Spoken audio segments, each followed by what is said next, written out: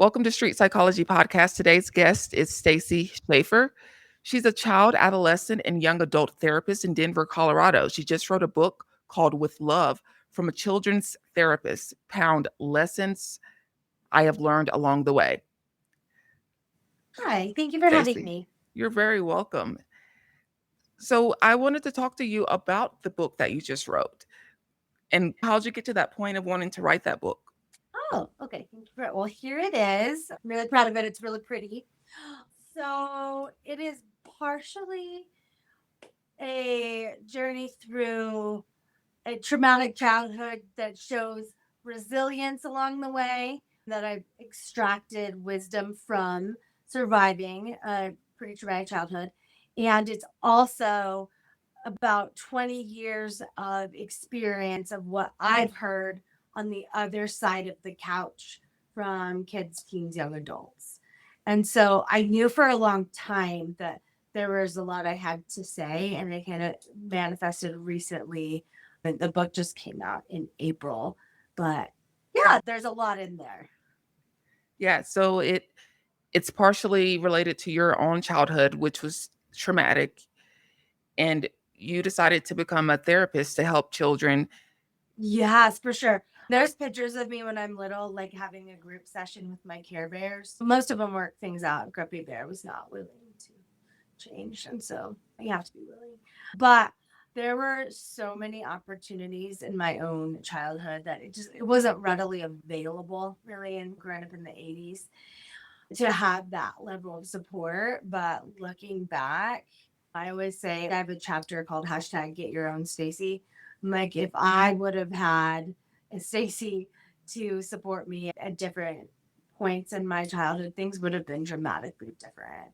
And so I always say that line of be who you needed when you were younger. That's what I strive to be, is to show up in ways that I needed. Be who you needed when you were younger. Yes. Yeah. When you say you didn't really have a Stacy there for you, is that in the therapy aspect of things where you didn't have access or no one really believed in therapy and got you the help that you needed, or you just didn't have the support around you in general? Yes, to all of Okay. that. All three of those things. Yeah, for sure. I talk about in my intro. It's a bit of an outline of my journey, but there was abuse in every sense of the term. My mom was also really sick. My mom died when I just turned 22 of breast cancer. And so there was anticipatory grief going on. There's neglect. It was just a whole smattering of things, I think, that just made me go internal.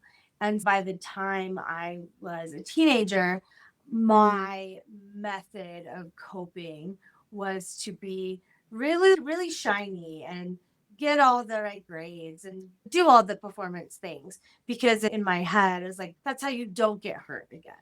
But there was a big disconnect in what I was feeling outside and the presentation on the outside. And so if there would have been a place where I could have just expressed what I needed to express, I think things wouldn't be so hard, which is also why I really have a passion for the shiny kids, because I think a lot of times the ones that are really loud and on fire are sometimes the ones they're like, oh, those kids need help. And of course they do. Absolutely they do. But also there's the siblings of those kids who are like, I'm doing the right things and I'm fine, but they're really not fine. And so that was my way to cope, was perfectionism and outward appearance, when really it was not good on the inside. Yeah, that becomes a problem in its own right. Yeah, because I think when you build up an unhealthy habit of coping strategies and it's working for you, then you're like, this is fine. Like that proverbial little dog with the coffee cup, like everything's on fire. Like, this is fine. When really things are progressively not fine. And then the tools outlive their usefulness. Like Mhm. at a certain point, it fails to help you in the way that you need. When you're talking about perfectionism, it's usually a way to distract yourself from thoughts and feelings. You're always doing something, always trying to be better. You're focusing on accomplishing something that, like you said, it feels like at some point you're never really accomplishing anything because that feeling is it's still there. One, I think that it's hard to be real and it's hard to be authentic when you are trying to present an image so that you're not hurt on the inside. And Mm, so, sure, things are going well, but there's this huge gap where there's a lot of pain in the in between. And it can make you and it can make kids feel not seen. And that's a big pillar of what I believe is that we say all the time kids are resilient because they have to be. But also, then why do we have so many adults in therapy talking about their childhood if things are fine? And so I just think, what would it be like a world where we gave kids the strategies on the front end of their life so that they're not building upon unhealthy ways to cope? And it's not like things wouldn't be hard and it's not a problem to be adult in therapy. I think it's the healthiest thing you can do. But what if we made it so the journey wasn't as hard? That sounds appealing to me. yeah, I agree because I'm really into preventative stuff and I know the importance of it. So anyone who can take time to think about that and make a career out of it and be the person they needed, I honor you. Thank you. Yeah, because I've seen where people say kids are resilient and a lot of times their mental health needs are neglected or ignored because of that thought. They're like, the kids are fine. I specialize in children's grief and the bereavement world for kids. I would say it's newer in the past 25 or so years because they're now called the forgotten mourners. It's like they're not paying attention, they don't have capacity, but there's a lot of beliefs that form when a death happens or a loss happens when they're really young. You think it's hard to cope with grief as a 30-year-old. Imagine being 7. What's really great, I think, is the stigma of mental health is getting picked up slowly but surely. That's being removed. The kids of today are really like, yeah, mental health, we're a fan. It's not a shameful thing. It's almost a badge of honor to be like, I'm a therapist because they're realizing it's saving lives to talk about things instead of burying them. Yeah, because if it's not cool, especially when you're a kid, you don't want to do it. Yeah, I have had kids talk about in my intake session. If you see me in public, you can say hi to me first, but I can't say hi to you. And kids often say things like, why though? I'm like, well, you could be with a friend. And they might be like, who is that? And why does she wear so much purple? And those are questions you can't answer because I don't know. I just like it. And 9 times out of 10, kids are like, why wouldn't I just say, this is my therapist though? Mhm. And I'm like, you can. There's nothing wrong with it. I'm just trying to tell you that your rights are protected. Kids are like, that's weird. Come see my therapist. Okay. Yeah, And so that's beautiful. That is genuinely saving lives. That this generation of kids are like, no, life is hard. Like, oh, yeah, of course I talk to someone that's hard. yeah. No, I love that. And that's a good example of why it's okay to have a therapist as a kid and how the stigma is slowly fading around having a mental health therapist at such a young age, even at a later age in life. But yeah, no, that's a good point. Would you say, based on your experiences as a child, are you seeing similar patterns that might lead to this need for more children and adolescents and youth to get into therapy? Yeah, no, it's a good question. And I wrote about how, in a way, things are dramatically different from my childhood because of the incidences of school violence. That wasn't a worry that I had in my generation. We recently here in Colorado had the Evergreen shooting, which I see people in the Evergreen area. So I see people that were impacted. It's a different world. I would say that kids are getting dysregulated just going to school and some of the things that they have to worry about and what they wear to not be flashy in case they have to hide, good shoes in case they have to run. And so I feel like that is at the forefront of a lot of the kids that I see. And it's really hard to support that because we don't have good solutions and we don't have, without getting too political, like we don't have a plan for it not to happen. And so I think kids sometimes are like, how did you feel about it when you were a kid? And I'm like, but sadly, it was not a worry I had. And I'm bummed that that's something that you have to deal with. And so I think some things are significantly different, but patterns of behavior run true over time. I would say for a lot of kids, especially this week, because it just happened last Wednesday, that right now, that's what I'm hearing about a lot because it's just at the forefront. And we're the same school district that Columbine was. And so a lot of their teachers were impacted as well. I would say that it's painful to watch the anxiety continue to develop just going to school. Yeah, it sounds like to me they're in survival mode. Yes. I had a kid that was worried going to the bathroom because I guess the rule is if a lockdown happens and you're in the bathroom, you can't get back into your class. And Mm. so they were like, if I take care of what I need to in the bathroom, then I'm risking my life. And that's tragic. What are we doing? So Gosh. it's really hard because the kid therapists of the world are like, there's only so much we can do. I can hear you out and we can talk strategies to manage anxiety. But a lot of times, anxiety is irrational. Like, that's not irrational. Like, Mhm. that's real. That is super real. And so I think for to recognize that in our kids, that it's a legitimate fear to go to school, to think about your exit plan in any classroom that you're in, to see does your teacher take it seriously? How close are you to the bathrooms? Those kind of things. It's a bizarre world that our kids are living in. Yeah, and it just feels so wrong.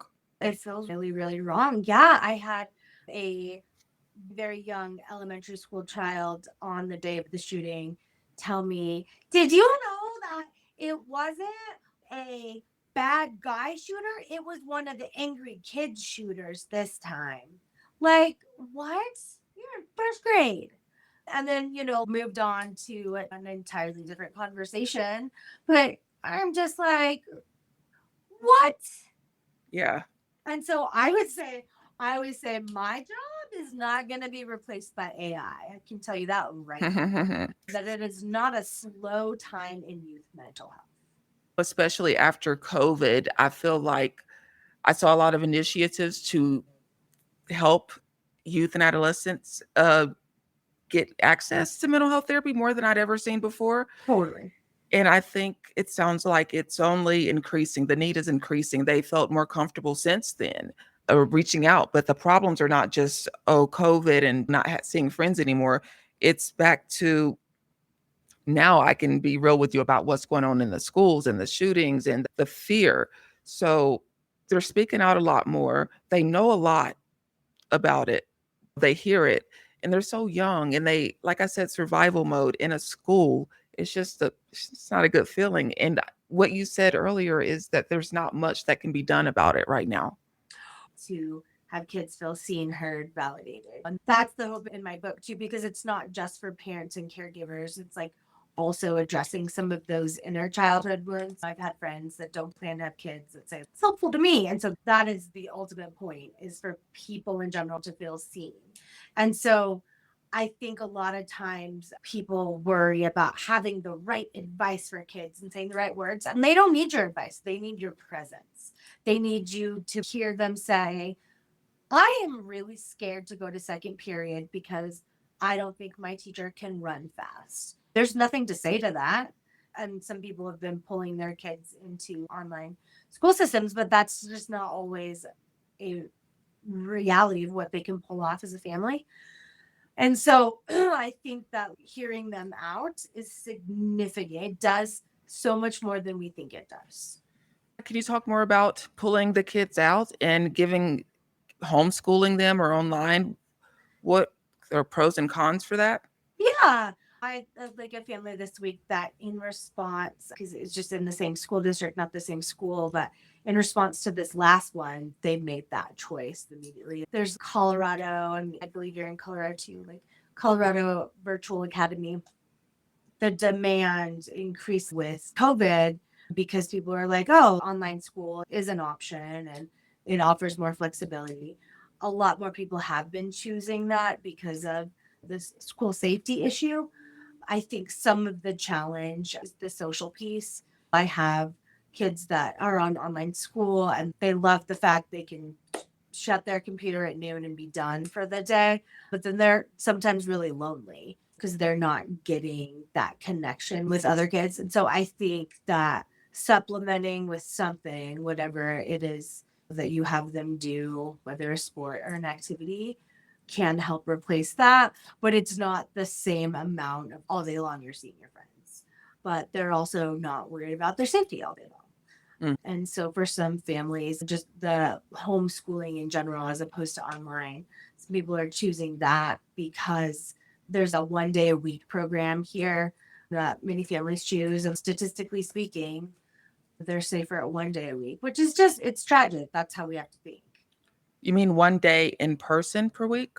Yes, there's a school here called Summit that a lot of families that I've seen over the years that do homeschooling choose, they have fun electives in that 1 day a week or different things that maybe a parent doesn't feel like online would be sufficient for, oftentimes math, because math can be tricky online. They'll go 1 day a week to that program and have all that social interaction for that day and then do the rest of the days at home or online. Many families are choosing that just in response to the world that we live in.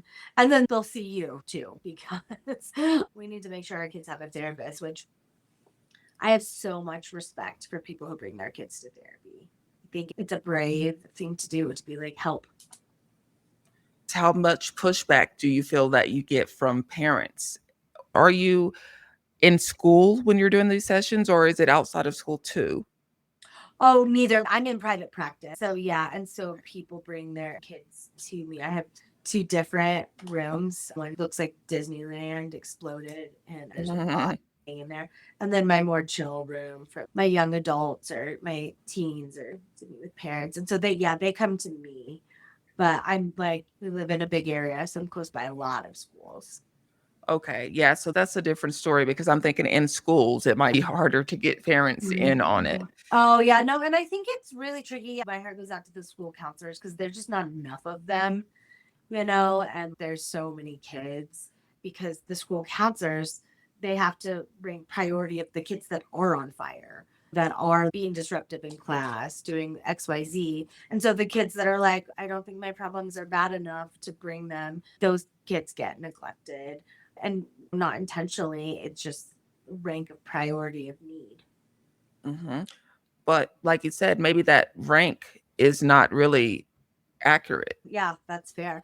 That it's on the outside, they're seeming fine, but inside they're really hurting and things might feel really dark. And it is suicide prevention month, and there's a lot of conversation around that. But I write about that as part of my story. I won a speech debate competition. It was my very first one. I won all around, and I had a standing ovation. And inside, because of stuff I had not worked through, I was feeling so, so dark.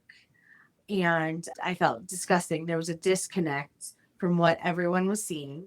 And so no one is checking on me emotionally. And then I go home and I did try to live on that particular day. When I realized it wasn't successful, I was like, no, actually, everything's fine. I get it. I should probably take a break from the team and take walks, deep breaths.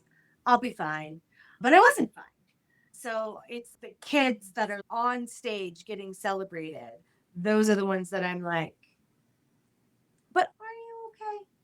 And so siblings of kids I see that are fire are just like, nobody checks on me because I behave and I do my work.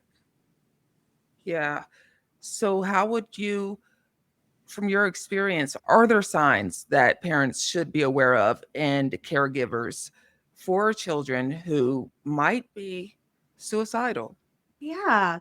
No, I mean, I think constantly making sure that there's some kind of check in with your kids is really important. I also think the research shows, because people worry about asking, are you suicidal? Are you depressed? That that's going to put thoughts in their head. And the research shows that that's not accurate. That's already there.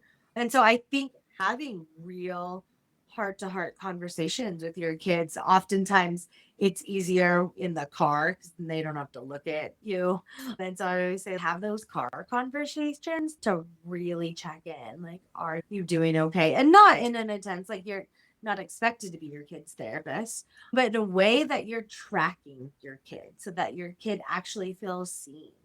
Because I hear that a lot. Kids are like, nobody really here, other than here, nobody really sees me or checks in on me. They just think I'm fine and I'm not.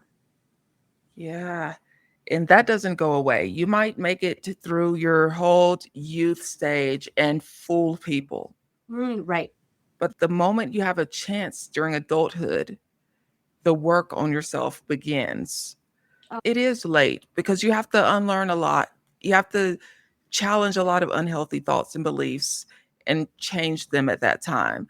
So, like what you're saying, Stacy, is notice your kids early, check in on them, validate their experiences, and get them help as soon as you or they think they need it.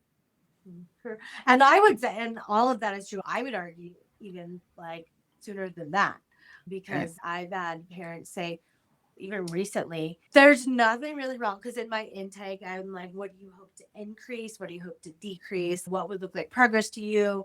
You sit across from me or a friend at lunch, and they're like, what's even changing having your kid in counseling? More of this, less of this.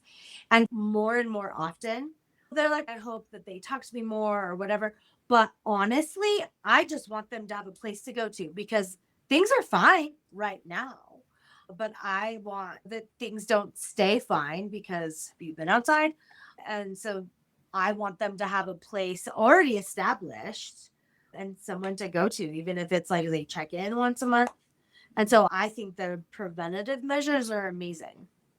Even before you think they need it. Yes. Yeah. And they're just like, because I always tell parents, I want you to frame counseling as a gift we're giving you as opposed to there's something wrong with you.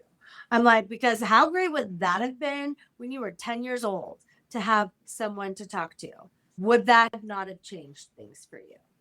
And Mm, like across the board, parents are like, that would have changed a lot of things. And like our kids having language, emotional language, I'm just like, it's amazing to me. The term gaslighting gets used a little too much, but sometimes they use it correctly. And to know those kind of things when you're yeah. 12, like what? I had no clue of mental terms when I was Mm. 12. Not like that. Oh, No, I would say my mom died, like I said, when I was 22.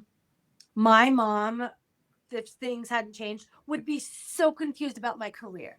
She'd be so confused. Like, what do you mean you talk about feelings and needs all day long? Do we yeah. have those? No,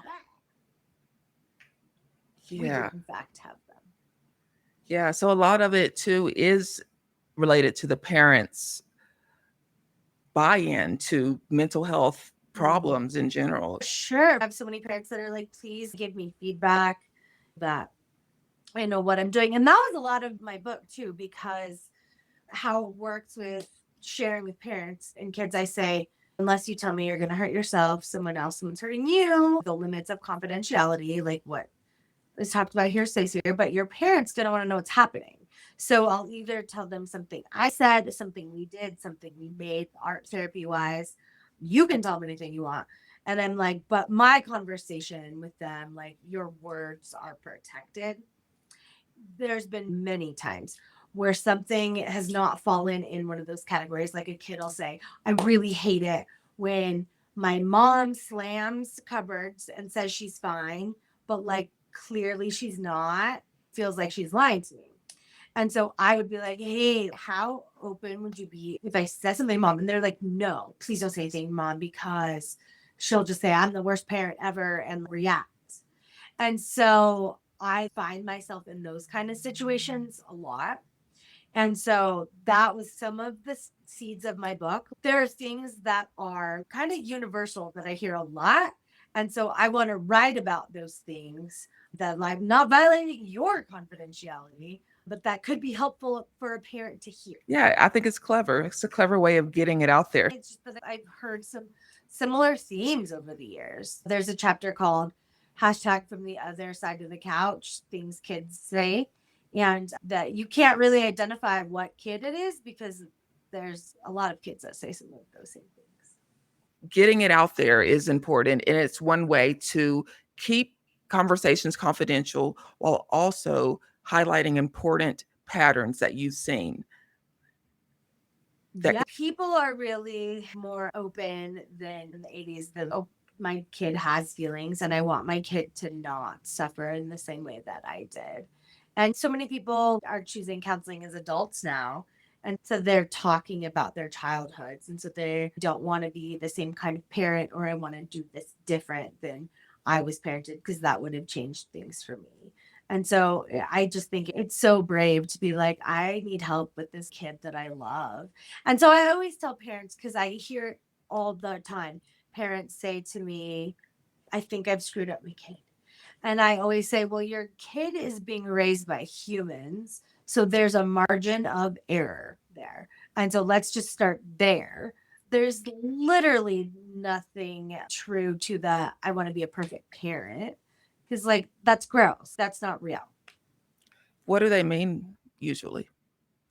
They usually mean my kid is somehow unhappy, and I'm thinking that is something that I did wrong, or that they've lost their temper, which everybody does. That they're like, I yelled at my kid once, and now I'm worried that they're going to have a lifetime of addiction because I yelled at them. As this generation becomes adults and perhaps have a different experience as adults, that it's actually been beneficial to talk about those things as opposed to pretend they don't exist, because that just doesn't work. Hmm. So what I'm hearing you say is that you feel like parents are coming around more in this era to Oh, for sure. For okay. absolutely sure. Yeah. And I mean, that's why, like, most kid therapists I know right now are pretty busy because it's a rough world out there. And I'll have kids say things to me like, do you think I'm crazy because I'm in counseling? I'm like, are you joking? Like, I was like, I just saw my therapist yesterday. They're like, really? I'm like, yeah, life is hard. Are you kidding me? We all deserve support. And I'm like, there's literally nothing wrong with you, but you deserve a place to go to talk about what it's like for you out there. People go to counseling to deal with people who won't go to counseling. Mm, yeah. And that's one of the biggest things too, I feel that I hear is if you're going to counseling or therapy, then something's wrong. I would start the sentence halfway through. There's something wrong. Because the world we're living in, we just were not designed this level of stress, especially since COVID, that I feel like the intensity is stuff. But I feel like we're little frogs in a pot where the heat keeps getting turned up. It was fine. And then it's just like we're boiling. So I would say it's hard anyway. Let's have a place to go where you can just unleash. Tell me what you need to hear so you can go live your best life out there. Yeah, because people underestimate the power of simply being heard.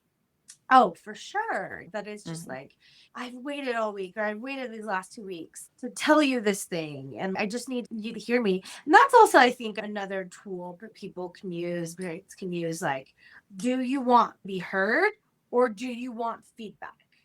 I think asking that line is a significant one because for the people we care about, we want to make it better, right? We were like, oh, I want to fix this. And that often lands like, you think that I am not capable enough to come up with my own solutions, even though that's not what you said. Mhm. You're like, I want to support you.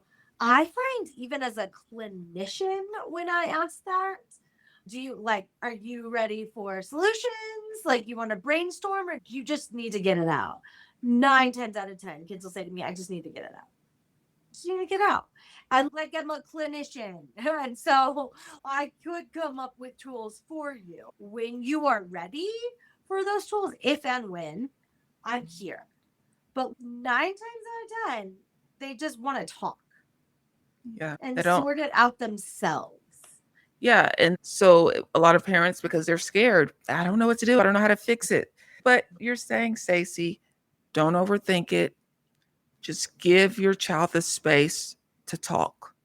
Like, because a lot of times, if there's an issue at school, and obviously there are things that need parental intervention, like heavy bullying, This the thing that comes to mind is like, yeah, sometimes I would have liked parent intervention at different junctures in my life, but if a kid is being kind of a mean girl, which happens every day, every school, everywhere, being a mean girl, but it's not, it wouldn't classify as like bullying. There's nothing to prove. They're just being mean.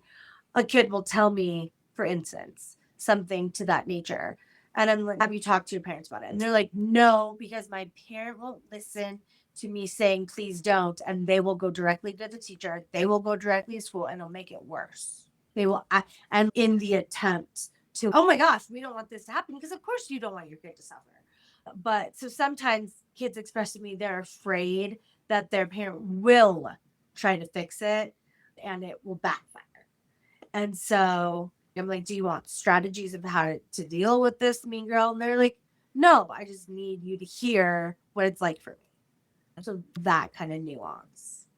Yeah, and I hope you parents, you feel a little bit better about your role in this now if you're listening, because you don't have to be a therapist, you don't have to fix it, you don't have to be the hero.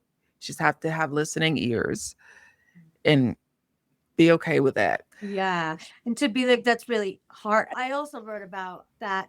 I wrote in my chapter, hashtag truth bombs. Sometimes in our attempt as adults to be relatable to kids, we come off as unrelatable Mm. because kids will report to me all the time.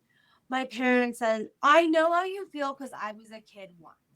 Mm-hmm. And so they're like, yeah, like, okay. And so some of the things are universal. We all had homework. We all had rules we didn't like. We all had like mean kids.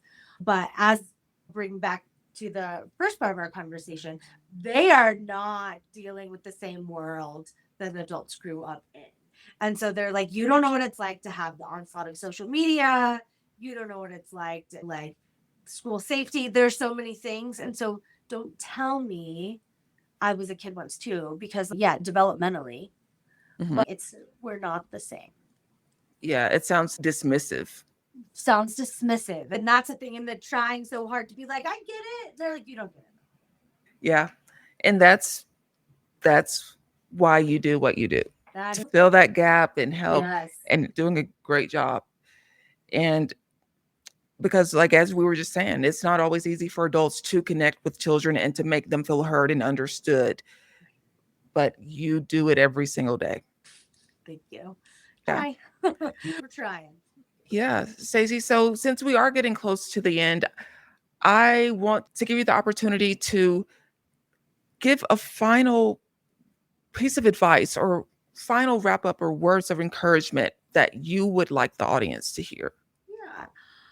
I mean, I think that like if you have had the thought about your kid's mental health, if you're concerned, if you have checked in, found someone, read a book, you're doing better than a lot of the generation in 1980.